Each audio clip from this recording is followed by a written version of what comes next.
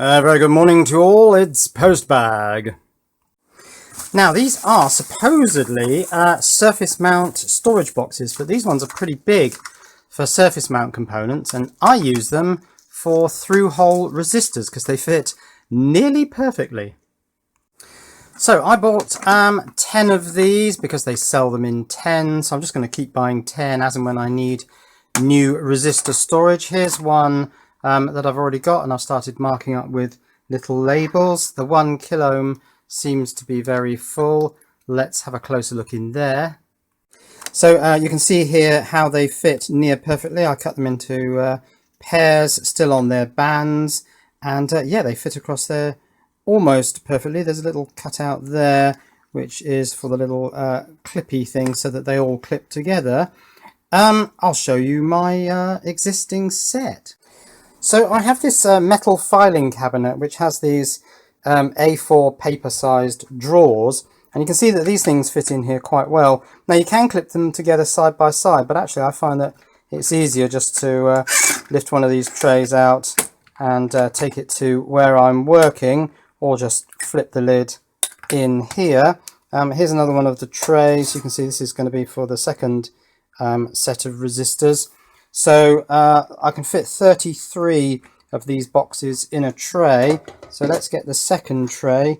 This one's in kind of a random order. It was the ones that just weren't in the other tray.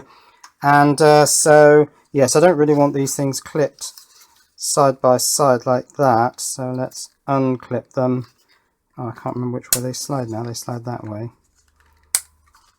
Yes, and I want to clip them this way. How does that work? It's that way, and they go on like that. Now there should be a little click, but often this peg here doesn't engage very well, and I find just slightly overbent that one, but just bending that out a bit helps it to engage, and then it makes a nice good lock. So yes, I'll just create more rows of these things like that. So you asked where I got these. Well, let's find out.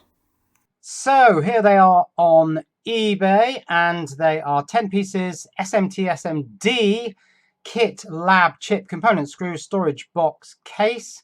$6.40 for 10 pieces, so 64 cents each. Ain't my maths good? Free shipping, and these came from Woo81 4HY. Okay, here's another one where some people have recently said, where did you get that? Let's open it up.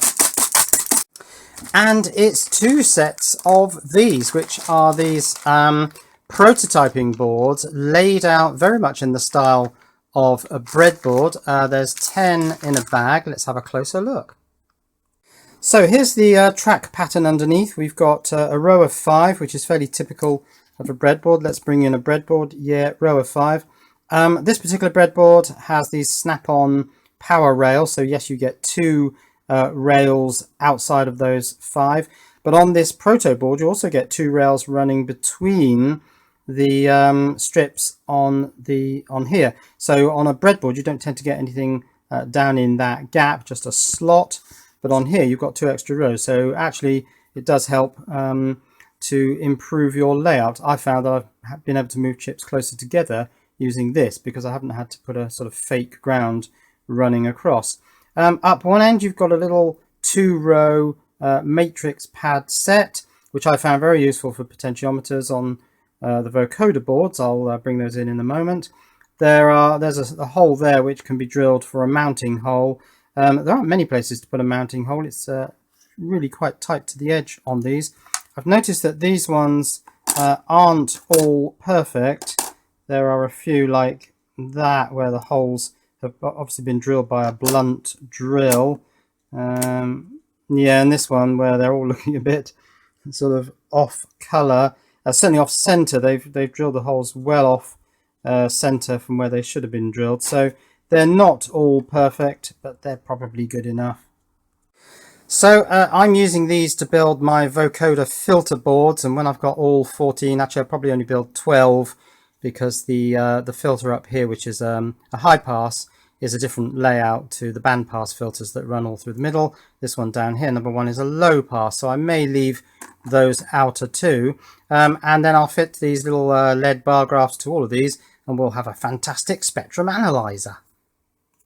And you can see here how I put the potentiometers up this end of the board, and it just happened that it worked quite well using these 2 rows of just matrix pads rather than the strip pads. That just happened to work out a little bit better. I'm actually using these inner 2 rails for ground. The first of the outer rails I'm using for plus 12 volts and minus 12 volts. It might be the other way around. And I decided that the outer 2 rails I'd use for ground again, because it's just easier to distribute ground by putting links right out to those outer strips. There are other prototyping boards, oh, that one's terribly dusty, on eBay, which are clearly designed for dual inline packages, but they're just not laid out the same as a breadboard. So if you've breadboarded a circuit up and you found a really nice layout that fits on this sort of 5 strips with 2 down the middle, this isn't quite going to work. Yes, you can get a lot of dual inline chips on these boards, but it's going to be a completely different layout to your breadboard layout.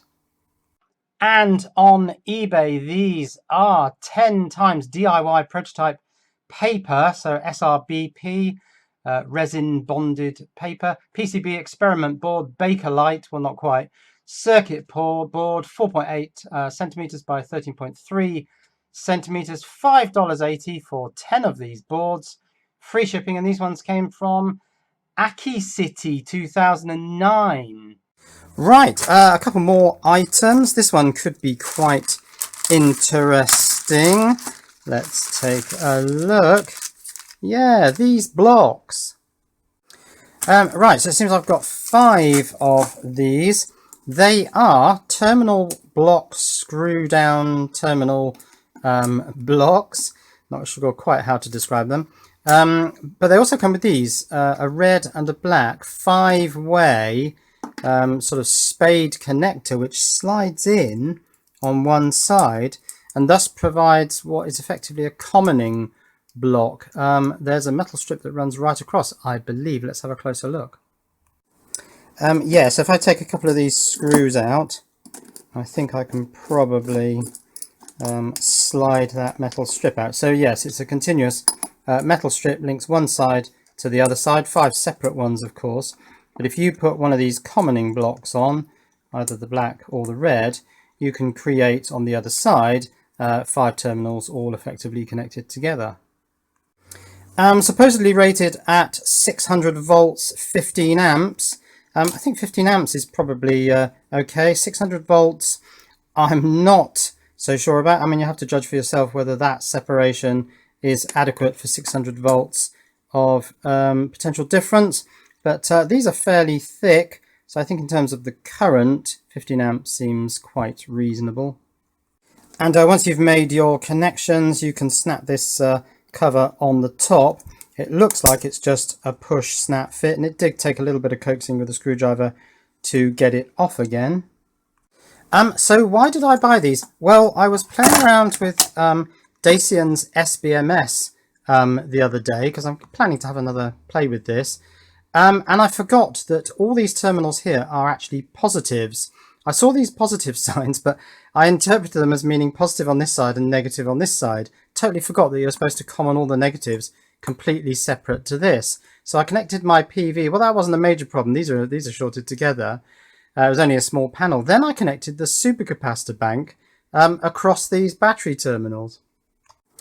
Quite a substantial supercapacitor bank. These 220 farad, 2.5 volt supercapacitors, but I think I got away with it because I connected it with these rather pathetic croc clips, and they just kind of smoked a bit.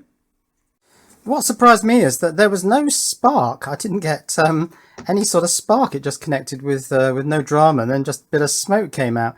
So yes, on here, these are all positives. There are MOSFETs which link load to the battery, and another MOSFET which links PV to the battery, and then you're meant to connect all the negatives up outside of this connector block. So that's why I bought these. And on eBay, these are 5 ground circuit terminal blocks, dual row 5-position screw terminal strip plus 600 volts. You get oh yeah, yes, 5 sets. You get the terminal blocks, and you also get the black and the red little commoning strips. $4.96 for 5 of them, about $1 each. There's my maths again. Free shipping, and these came from MHE Store 2009. And finally, this one, electronic parts. I'm a little bit concerned about this because I can smell it, and that's a bit of a worry. That, and there should be something else in here. No.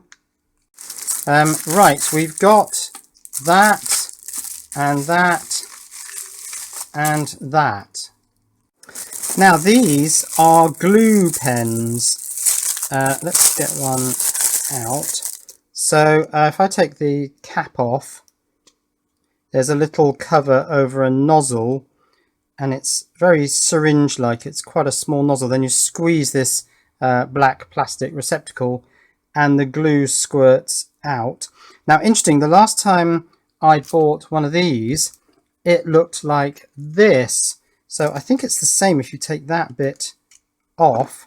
Yeah, so it's just a tube full of this UV curable glue. But they supplied it last time with this rather pathetic blue flashlight stuck in the end there, but no battery supplied, and I just in the end didn't bother with it.